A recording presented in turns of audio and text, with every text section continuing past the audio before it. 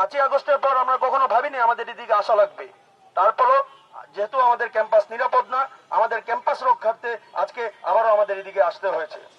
আমরা সাধারণ শিক্ষার্থীদের পক্ষ থেকে একটি 5 সদস্যের দল আমরা প্রধান উপদেষ্টার একান্ত সচিব সাব্বির আহমেদের কাছে গিয়েছিলাম। ওনার সাথে আমরা এতক্ষণ কথা বলেছি। আমাদের স্মারকলিপি সহ আমাদের ক্যাম্পাসের 5 ব্যাচের 16 ডিপার্টমেন্টের 5000 শিক্ষার্থীর সাইন সহ স্মারকলিপিটি নিয়ে গিয়েছি।